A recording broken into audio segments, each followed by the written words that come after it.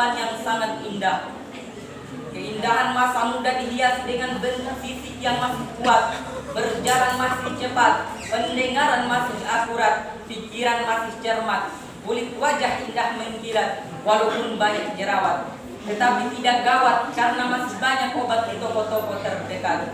Oleh karena itu, pantas bila para remaja dan para pemuda merupakan salah satu penentu maju dan mundurnya suatu negara. Sebagaimana Syekh Mustafa Al-Ghalayain, seorang pujangga Mesir berkata, "Inna fi yadi syubbani amrul ummah wa fi aqdamiha hayatuha." Sesungguhnya pada tangan-tangan pemuda lah urusan umat, dan pada kaki-kaki mereka lah terdapat kehidupan umat. Mengingat betapa pentingnya remaja dan pemuda sebagai generasi penerus bangsa, maka pada kesempatan yang baik ini kami akan mengangkat tema mengenai remaja dan pemuda sebagai generasi penerus bangsa dengan berlandaskan Al-Quran Surah An-Nisa ayat 9.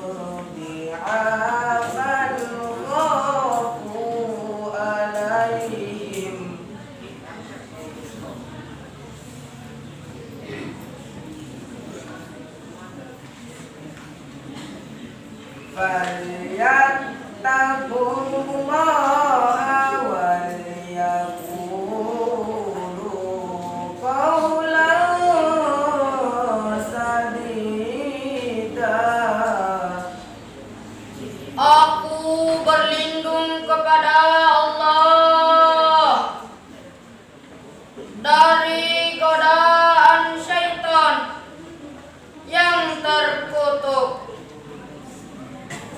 dengan menyebut nama Allah yang Maha Pengasih lagi Maha Penyayang. Dan hendaklah takut kepada Allah orang-orang yang seandainya meninggalkan di belakang mereka anak-anak yang lemah, yang mereka khawatir terhadap kesejahteraan mereka.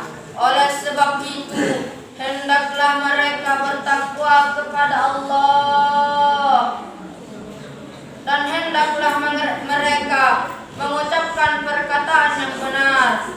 Hadirin masyarul muslimin wal muslimat rahimakumullah.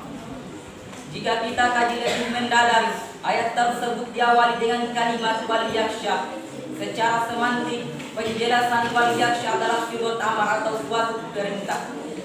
Kaidah mengatakan al-aslu fil amri lil wujub. Pada asalnya setiap perintah menunjukkan kewajiban. Menurut ayat ini, jelas Allah Subhanahu wa taala memperingatkan kepada manusia supaya tidak meninggalkan generasi penerus yang lemah, baik fisik, mental ataupun intelektual, karena ini bisa menyebabkan kemunduran.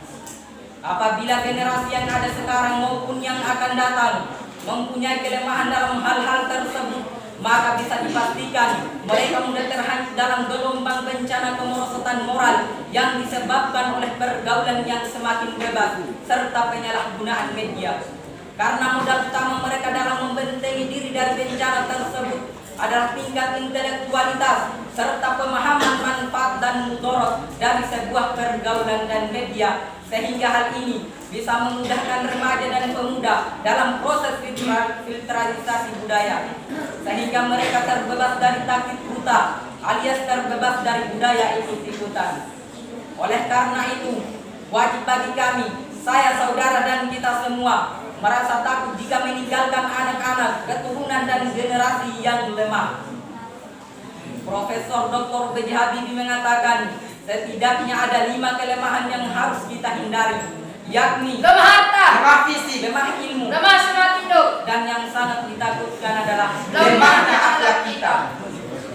Hadirin, jika 5 kelemahan ini melekat pada generasi-generasi remaja dan pemuda kita, saya yakin mereka bukan sebagai pelopor pembangunan, melainkan sebagai virus pembangunan, penghambat pembangunan, bahkan penghancur pembangunan. Padahal hadirin, di negara tercinta ini, sejarah telah membuktikan sejak tahun 1908, masa kebangkitan nasional sampai detik-detik proklamasi dikumandangkan, berbagai organisasi kepemudaan seperti Persatuan Pelajar Sofia, Trikoro Darmo, Jong Islam Tenbon, bahkan kita mengenal Budi Utomo, tokoh pemuda karismatik.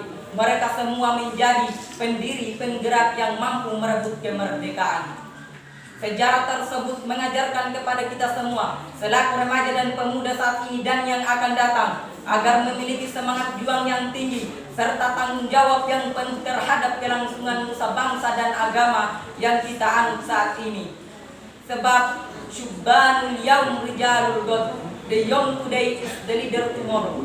Pemuda hari ini adalah pemimpin yang akan datang.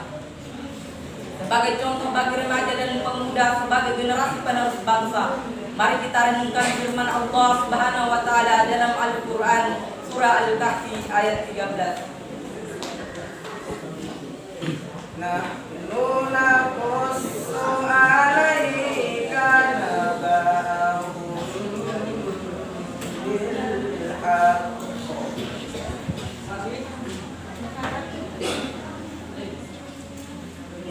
Innahum fityatun amanu bi rabbihim wa zidnahum huda. Sadaqallahul azim. Kami ceritakan kepada Muhammad kisah mereka dengan sebenarnya.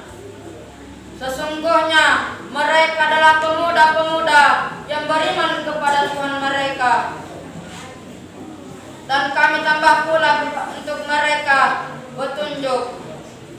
Maha benar Allah atas segala firman-Nya. Hadirin Ma'asyiral muslimin wal muslimat rahimakumullah. Dengan demikian, ayat tersebut merupakan khobariyah ilahiyah, suatu berita dari Allah Subhanahu wa taala. Isi beritanya adalah kisah tentang pemuda Ashabul Kahfi. Ashabul Kahfi dapat kita jadikan uswah, terutama bagi remaja dan pemuda selaku generasi penerus bangsa. Ashabul Kahfi merupakan simbol personifikasi pemuda-pemuda beriman dan teguh pendirian buat mempertahankan iman. Pemuda-pemuda gagah yang pandai mempertahankan akidah, dan pemuda-pemuda idaman pintar membela keyakinan. Mereka lebih baik mati berkalang tanah daripada mati bercermin bangkai. Oleh sebab itu, sebagai remaja dan pemuda selaku generasi penerus bangsa, mari kita sing-singkan tangan, langkahkan kaki ke depan, bekerja dan bekerja. Jika sikap ini diaplikasikan oleh para remaja dan para pemuda kita, maka Allah Subhanahu wa taala akan menjamin keberkahan bagi bangsa kita tercinta ini. Sebagaimana Dr. Muhammad Sulaiman Al-Asqari dalam Surah At-Tafsir menjelaskan, "I'malu ma syi'tum." Bekerjalah sesuai dengan skill masing-masing. Setidaknya ada 5 olah yang harus kita kerjakan, yakni olah rasa agar iman melekat, olah rasio agar ilmu meningkat, olahraga agar badan sehat, olah usaha agar ekonomi kuat, dan olah kinerja agar produktivitas meningkat. Hadirin, jika 5 potensi ini melekat pada remaja dan pemuda sebagai generasi bangsa, maka generasi penerus bangsa dapat melanjutkan estafet perjuangan yang meraih prestasi gemilang pada masa yang akan datang. Hadirin yang berbahagia, Sekian dan demikian yang dapat kami sampaikan. Lebih dan kurangnya mohon dimaafkan. Unzur ma qala wa la tanzur man qala. Hidup sendiri tanpa seorang kekasih. Cukup sekian dan terima kasih. Wassalamualaikum warahmatullahi wabarakatuh.